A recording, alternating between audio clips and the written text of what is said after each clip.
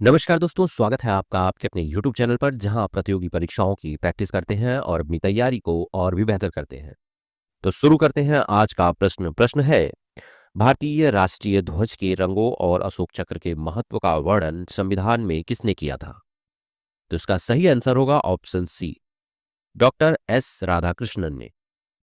अगला प्रश्न, संविधान सभा ने वर्तमान राष्ट्रीय ध्वज को किस तिथि को सर्वसम्मति से स्वीकार किया?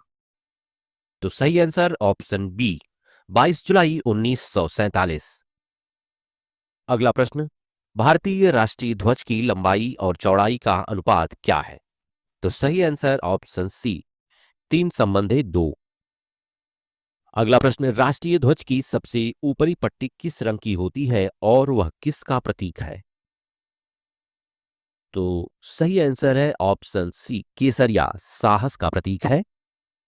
अगला प्रश्न है, राष्ट्रीय ध्वज के मध्य स्थित अशोक चक्र में कितनी तिल्लियां होती हैं? तो सही आंसर है ऑप्शन सी, 24। अगला प्रश्न, अशोक चक्र का प्रारूप किस स्थान से लिया गया है? तो सही आंसर ऑप्शन सी, सारनाथ से। अगला प्रश्न, भारतीय राष्ट्रीय ध्वज का डिजाइन किसने किया था? तो सही आंसर ऑप्शन बी, पिंगली वेंकैया ने। अगला प्रश्न, भारत का राज्य चिन्ह किस ऐतिहासिक स्मारक पर आधारित है? तो सही आंसर ऑप्शन बी, अशोक स्तंभ सारनाथ। अगला प्रश्न, भारत के राज्य चिन्ह को आधिकारिक रूप से कब अपनाया गया? तो सही आंसर ऑप्शन डी, 26 जनवरी 1950। अगला प्रश्न, सत्यमेव जयते किस उपनिषद से लिया गया है? तो सही आंसर ऑप्शन सी, मंडकोपनिषद से। अगला प्रश्न, भारत के राष्ट्रगान जन गण मन को आधिकारिक रूप से कब अपनाया गया? तो सही आंसर ऑप्शन सी, 24 जनवरी 1950 को। अगला प्रश्न, राष्ट्रगान के पूर्ण गायन की अवधि कितनी है? तो सही आंसर ऑप्शन सी, 52 सेकंड। अगला प्रश्न, जनगण मन पहली बार कब और कहां गाया गया था? तो सही answer option B, 1911 Kolkata Congress अधिवेशन में। अगला प्रश्न, भारत का राष्ट्रीय गीत वंदे मातरम किस रचना से लिया गया है? तो सही आंसर ऑप्शन सी, आनंद मठ से। अगला प्रश्न, वंदे मातरम को राष्ट्रीय गीत का दर्जा कब दिया गया? तो सही आंसर ऑप्शन सी, 1950 में। अगला प्रश्न, भारत का राष्ट्रीय कैलेंडर किस संवत पर आधारित है? तो सही आंसर ऑप्शन बी, शक संवत पर। अगला प्रश्न, राष्ट्रीय कैलेंडर को भारत में कब अपनाया गया? सही आंसर ऑप्शन सी, 22 मार्च 1957। अगला प्रश्न, भारत का राष्ट्रीय पुष्प कौन सा है? तो सही आंसर ऑप्शन बी, कमल। प्रश्न, भारत का राष्ट्रीय जलीय जीव कौन सा है? तो सही answer option C, Ganga dolphin. Bharat सरकार द्वारा गंगा नदी को राष्ट्रीय नदी कब घोषित किया गया? तो सही आंसर ऑप्शन ए, 2005। अगला प्रश्न, भारतीय स्वतंत्रता अधिनियम 1947 के द्वारा किस प्रकार के देशों का निर्माण हुआ? तो सही आंसर है ऑप्शन सी, दो स्वतंत्र प्रभुत्व वाले देश।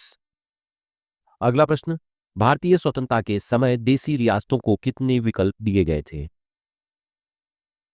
तो सही आंसर ऑप्शन सी, 3। अगला प्रश्न, स्वतंत्रता के समय भारत की सीमा के अंतर्गत कुल कितनी देसी रियासतें थीं? तो सही आंसर ऑप्शन सी, 552। अगला प्रश्न, कितनी देसी रियासतों ने प्रारंभ में भारत में विलय से इनकार किया? तो सही आंसर ऑप्शन सी, 3। अगला प्रश्न, हैदराबाद रियासत का भारत में विलय किस माध्यम से हुआ? तो सही आंसर ऑप्शन सी, पुलिस कार्रवाई द्वारा। अगला प्रश्न, जूनागढ़ रियासत का भारत में विलय किस प्रक्रिया द्वारा हुआ? तो सही आंसर ऑप्शन बी, जनमत संग्रह द्वारा। अगला प्रश्न, कश्मीर का भारत में विलय किसके माध्यम से हुआ? तो सही आंसर ऑप्शन डी, विलय पत्र द्वारा। अगला प्रश्न, संविधान के प्रारंभिक स्वरूप में राज्यों को कितने भागों में वर्गीकृत किया गया था? तो सही आंसर ऑप्शन सी, 4 भागों में। अगला प्रश्न, भाग क के अंतर्गत किस प्रकार के राज्य आते थे? तो सही answer option C, British Bharat में गवर्नर शासन वाले राज्य। अगला प्रश्न, भाग ख के अंतर्गत किस प्रकार के राज्य शामिल थे? तो सही आंसर ऑप्शन सी, विधानमंडल के साथ शाही शासन। भाग घ में किस क्षेत्र को रखा गया था? तो सही आंसर ऑप्शन डी, अंडमान एवं निकोबार द्वीप को। अगला प्रश्न, संविधान के अनुच्छेद 1 के उपखंड 1 में भारत को किस रूप में वर्णित किया गया है? तो सही आंसर ऑप्शन बी, राज्यों का संघ। अगला प्रश्न, अनुच्छेद 2 के अंतर्गत संसद को कौन सा अधिकार प्राप्त है? तो सही आंसर ऑप्शन सी, नए राज्यों के प्रवेश या स्थापना का। अगला प्रश्न, अनुच्छेद 3 का संबंध किससे है? तो सही आंसर ऑप्शन बी, नए राज्यों का निर्माण एवं सीमाओं में परिवर्तन। अगला प्रश्न, नए राज्यों के निर्माण के लिए संसद को किस बहुमत की आवश्यकता होती है? तो सही आंसर ऑप्शन सी, साधारण बहुमत। अगला प्रश्न, राज्य निर्माण संबंधी कानून को किस अनुच्छेद के अंतर्गत संविधान संशोधन नहीं माना जाता? तो सही आंसर ऑप्शन डी, अनुच्छेद 368। अगला प्रश्न, 1953 में गठित राज्य पुनर्गठन आयोग के अध्यक्ष कौन थे? तो सही आंसर ऑप्शन सी, फजल अली। अगला प्रश्न, भाषाई प्रांत आयोग 1948 के अध्यक्ष कौन थे? तो सही आंसर ऑप्शन बी, एस के धर। अगला प्रश्न, जेवीपी समिति में निम्न में से कौन सदस्य नहीं थे? सही answer option D, Rajendra Prasad. अगला प्रश्न, भाषा के आधार पर गठित होने वाला भारत का पहला राज्य कौन सा था? तो सही आंसर ऑप्शन सी, आंध्र प्रदेश। अगला प्रश्न, भाषा के आधार पर गठित होने वाला भारत का पहला राज्य कौन सा था? तो सही आंसर ऑप्शन सी, आंध्र प्रदेश।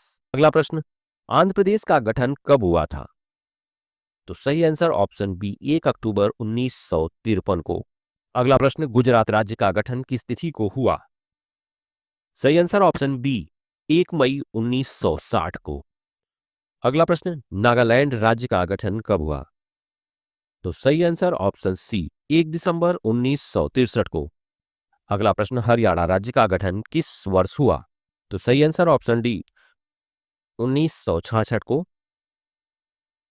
अगला प्रश्न, हिमाचल प्रदेश को पूर्ण राज्य का दर्जा कब मिला? तो सही आंसर ऑप्शन बी, 25 जनवरी 1971 को। अगला प्रश्न, मेघालय, मणिपुर और त्रिपुरा को एक साथ पूर्ण राज्य का दर्जा कब मिला? तो सही आंसर ऑप्शन बी, 21 जनवरी 1972 को। अगला प्रश्न, निम्न में से कौन सा राज्य 21 जनवरी 1972 को गठित नहीं हुआ था? तो सही आंसर ऑप्शन डी, सिक्किम। अगला प्रश्न, सिक्किम भारत का राज्य कब बना? तो सही आंसर ऑप्शन सी, 16 मई 1975 को। अगला प्रश्न, मिजोरम राज्य का गठन किस तिथि को हुआ? तो सही आंसर ऑप्शन सी, 20 फरवरी 1987। अगला प्रश्न, अरुणाचल प्रदेश को राज्य का दर्जा कब प्राप्त हुआ? तो सही आंसर ऑप्शन सी, 20 फरवरी 1987। अगला प्रश्न है, गोवा राज्य का गठन किस दिन हुआ? सही आंसर ऑप्शन पी, 30 मई 1987 को। अगला प्रश्न, छत्तीसगढ़ राज्य का गठन कब हुआ? तो सही आंसर ऑप्शन सी, 1 नवंबर वर्ष 2000। अगला प्रश्न, उत्तराखंड राज्य का गठन किस तिथि को हुआ? सही आंसर ऑप्शन बी, 9 नवंबर 2000। अगला प्रश्न, झारखंड राज्य का गठन कब हुआ? तो सही आंसर ऑप्शन सी, 15 नवंबर वर्ष 2000। अगला प्रश्न, निम्न में से कौन सा राज्य वर्ष 2000 में गठित नहीं हुआ था? तो सही आंसर ऑप्शन डी, तेलंगाना। अगला प्रश्न है, तेलंगाना राज्य का गठन किस तिथि को हुआ? तो सही आंसर है ऑप्शन सी, 2 जून वर्ष 2014। अगला प्रश्न, निम्न में से कौन सा राज्य सबसे पहले गठित हुआ था? तो सही answer option B, Andhra Pradesh. अगला प्रश्न, निम्न में से कौन सा राज्य सबसे बाद में गठित हुआ? तो सही आंसर ऑप्शन डी, तेलंगाना। अगला प्रश्न, निम्न में से कौन सा युग्म सही सुमेलित है? तो सही आंसर ऑप्शन बी, हरियाणा 1 नवंबर 1966। अगला प्रश्न, भारतीय संविधान का कौन सा भाग नागरिकता से संबंधित है? तो सही आंसर ऑप्शन बी, भाग 2। अगला प्रश्न, भारतीय संविधान में नागरिकता से संबंधित प्रावधान किस अनुच्छेद से किस अनुच्छेद तक है? तो सही आंसर ऑप्शन सी, अनुच्छेद 5 से 11। अगला प्रश्न, अनुच्छेद 11 के अंतर्गत संसद को क्या अधिकार दिया गया है? तो सही आंसर ऑप्शन बी, नागरिकता से संबंधित विधि बनाने। अगला प्रश्न, भारतीय नागरिकता अधिनियम कब पारित किया गया था? तो सही आंसर ऑप्शन सी, 1955 में। अगला प्रश्न, भारत में नागरिकता कितने तरीकों से प्राप्त की जा सकती है? तो सही आंसर ऑप्शन सी, 5। अगला प्रश्न, निम्न में से कौन नागरिकता प्राप्त करने का तरीका नहीं है? सही आंसर ऑप्शन सी, शिक्षा द्वारा। अगला प्रश्न, भूमि अर्जन द्वारा नागरिकता प्राप्त करने की व्यवस्था किस अधिनियम में है? तो सही आंसर ऑप्शन बी, नागरिकता अधिनियम 1955। अगला प्रश्न, भारतीय नागरिकता का अंत कितने तरीकों से हो सकता है? तो सही आंसर ऑप्शन सी, टी। अगला प्रश्न, निम्न में से कौन भारतीय नागरिकता समाप्त करने का तरीका है? सही आंसर ऑप्शन बी, विदेशी नागरिकता ग्रहण करना। अगला प्रश्न, अनुच्छेद 6 किससे संबंधित है? तो सही आंसर ऑप्शन ए, पाकिस्तान से भारत आए लोगों से। अगला प्रश्न, अनुच्छेद 7 किससे संबंधित है?